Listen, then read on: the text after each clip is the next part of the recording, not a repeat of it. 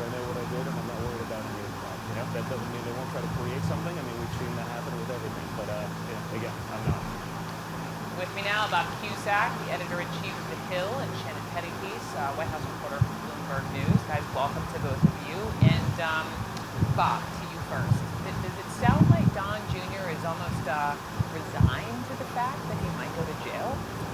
Well, I'm not so sure resigned, but he's, like his father, very defiant and taking a page from his playbook of going after Robert Mueller, saying basically that he'll go after him no matter what, and that they want to get him, and that there is a bit of a witch hunt here. So I think that this is troubling times for the president right now, because the circle of people who have turned on him, Michael Flynn, there's possibly Manafort, Michael Cohen, his lawyer. I mean, this is a troubling fall for Trump, and that's why Republicans in Congress are very nervous, because all of this is happening kind of the worst time for them.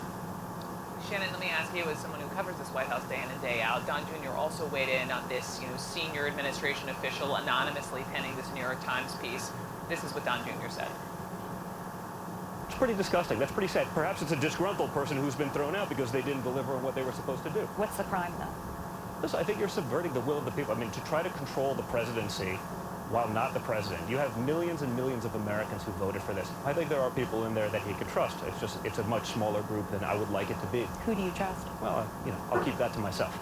Shannon, it seems the walls are closing in this White House. Who can the president trust? Are his family members the only people left?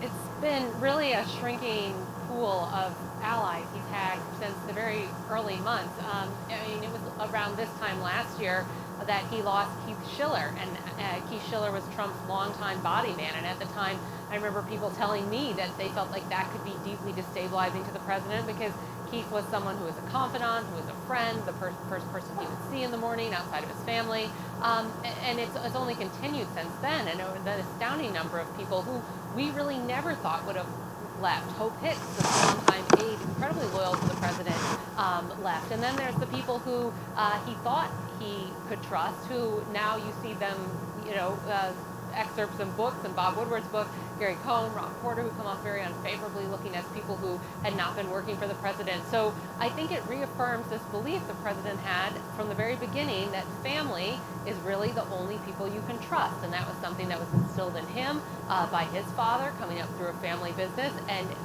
certainly when you look at the president and who is left standing behind him, it's his family and, of course, the vice president. And I would note that there's still a sense in the White House that the vice president is one of the few people left that the president can trust, and of course can't really go anywhere, whether the president likes it or not. Sure. So from who the president can trust to how much trust the American people has in this president, there was this dramatic drop in the president's approval rating, and as Harry Enton points out for CNN.com, it wasn't just CNN. 8 high-quality polls have been completed in the past 2 weeks, and every single one of them, look at this, has Trump's approval rating falling. What do you attribute this to, Bob? I think several things, Brooke. I mean, those numbers are bad. I mean, this is a Trump slump here. I think the anonymous op-ed, I also think Bob Woodward book, despite the booming economy, I also think the John McCain death. Now, remember Trump down the stretch in campaign rallies as McCain was on his deathbed. He took shots at him for voting against the Obamacare bill, and that, I think, did not sit well, especially you had all the dignitaries at the McCain funeral, including former presidents, former vice presidents, but Trump was not invited. So I think that has all boiled it in. And if you look at the generic ballot of voters, where they think Democrat or Republican, who they're going to vote for, that's now a double-digit lead for Democrats. Now, we've still got a long way to go for the election, and the Senate map is very Republican-friendly, so I think the odds are Republicans will hold the Senate, but the House looks more and more like it's going to flip. And I would add to that, Brooke, talking to people sort of out in the field who are working on some of these midterm campaigns, this immigration, family separation issue, people have told me working on the campaigns that was a real breaking point for a lot